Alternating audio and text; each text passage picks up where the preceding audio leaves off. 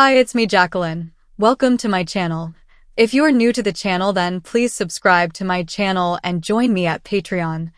Link in the description. It was a beautiful autumn night, crisp and clear, with a hint in the air of the cold winter to come.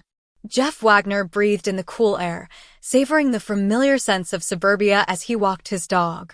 He reflected on how much better life was here in the suburbs, away from the pollution, the crime, and the strange characters that populated the city. Here, at least, he felt safe outside at night. He tugged on his dog's leash, urging him to hurry. The dog, unimpressed, continued to move at his own pace. It was so much easier when he was a puppy, Jeff thought. Back then, I'd just take him outside, and he'd finish everything in one spot. Now, we have to walk all over the place while he marks his territory. He sighed, thinking about next week's appointment to have the dog neutered. The kids might not like it, but at least the dog will be easier to handle. Jeff was rounding the corner when he noticed his neighbor's car pulling into the driveway. He watched as the door opened and a woman got out. Must be Evelyn, he thought.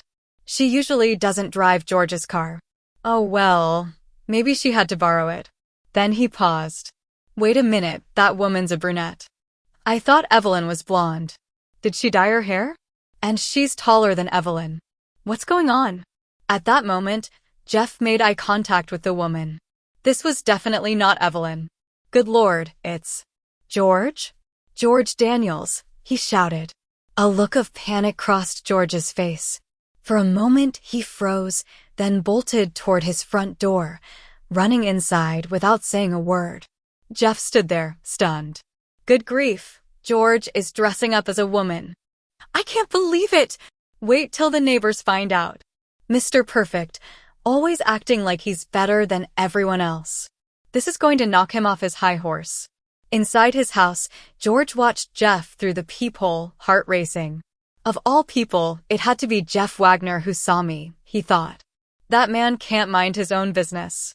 Now he's going to spread this all over the neighborhood. George's hands trembled as he picked up the phone to make a call. I knew better than to go out dressed alone. What was I thinking? A few months earlier, toward the end of summer, Norm Taylor walked up the steps of an unremarkable building in the city. It blended seamlessly into the urban landscape, a place you might pass by without giving a second thought. If someone happened to wander in, they'd be greeted by a polite receptionist who would assure them that this wasn't the building they were looking for and then direct them to their intended destination. Norm, however, had been invited. He handed his letter of introduction to the receptionist, who smiled, scrutinized the document, and checked her computer. Yes, Ms. Risberg is expecting you. Please step inside. A buzzer sounded, unlocking a door that led into a long corridor. At the end of the hall, a woman was just hanging up the phone. Hello, Mr. Taylor. Ms. Risberg will be with you shortly. Please come in and have a seat. Norm found himself in a waiting area where several women were working behind desks, talking on phones, and typing at computers. Just then, a tall woman entered the room, dressed in a well-tailored business suit. She extended her hand toward Norm, her manicured nails glinting subtly under the light. Detective Taylor, she asked. That's me, Norm replied, shaking her hand. You must be Ms. Risberg. Please call me Mary, she said with a warm smile. Thank you, and please call me Norm. Thank you for coming, Norm. Please, step into my office. Mary's office was small but comfortable. Norm waited for her to sit before taking a seat himself. I imagine you're curious as to why you were invited here, she said, looking through some papers. Yes, I am. It's not every day a city detective gets a confidential letter from someone as high up as Mr. N ________. He said you might have an interesting offer for me, but didn't give details. Peter and I go way back, Mary explained. We collaborate on cases sometimes. I've seen your work, earned a criminology degree while working as a cop, then got promoted to detective. You've been with the sexual assault squad for 3 years now. Your superiors are impressed. She paused, looking directly at Norm. Not many men volunteer to be decoys. Tell me, do you enjoy wearing women's clothes? Norm's face flushed. What are you implying? Mary smiled. Relax, Norm. We know you have a Hotmail account under the name Lisa Darling and that you post regularly in crossdressing forums online. I liked your post about upper part forums, by the way. Norm tensed. If this is some kind of trap. Mary raised a hand. Nobody outside this organization knows about this. Not your bosses, not your friends, nobody. This is strictly confidential. You're among friends here. In fact, I'm a crossdresser myself. Norm's jaw dropped. But you look so. Put it together? So do you, Norm. I've seen you in action. That's how you came to my attention. Norm's brow furrowed. I don't recall meeting you before. That's because I gassed you, dear. Norm's confusion deepened. Mary held up a small spray canister. This is a psychoactive agent that induces extreme suggestibility. I used it on you after you arrested a purse snatcher while undercover. Norm's head spun.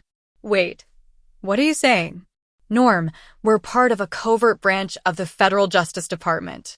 We provide protection to transgender officials and important people in the government. We operate in complete secrecy. And we want you to join us. Join you? He asked, raising an eyebrow. I need to know a lot more before I decide. Fair enough, Mary replied calmly. We can give you a tour of the facility, let you meet some of our agents, and observe our operations. This way, you can make an informed decision. And if I say no? You're free to go, Mary said, her voice even. However, we'll have to administer the gas again. You'll have no memory of me, this meeting, or this organization. And if I say yes? Mary leaned forward, her tone growing serious. Then you'll begin training with the most exclusive and covert agency in existence. But there's a cost. Norman Taylor will officially cease to exist. Your birth certificate, military records, police files, even your social security number will be erased.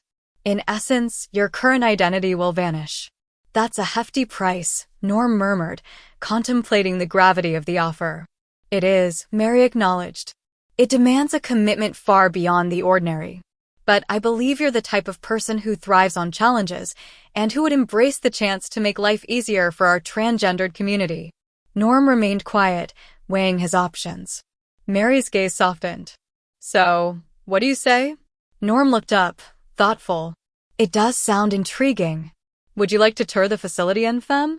Mary asked, her smile returning. We've got a wide range of clothes, prosthetics, and makeup.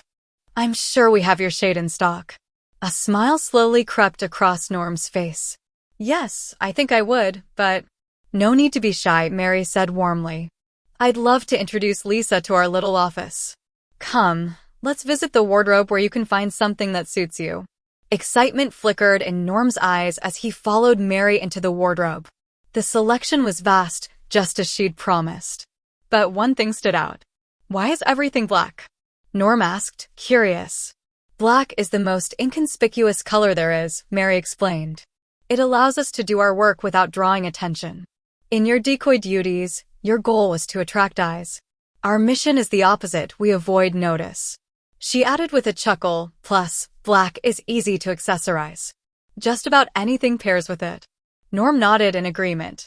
The reasoning made sense. After browsing, he chose a sleek black dress, tan pantyhose, classic pumps, an auburn wig, and a set of pearls. In the dressing room, he found upper part forms, a waist cincher, and hip pads, similar to what he wore during decoy assignments. Dressing quickly, he felt the transformation begin. At the vanity, he expertly applied makeup, beard cover, foundation, blush, and a subtle touch of eye makeup and lipstick.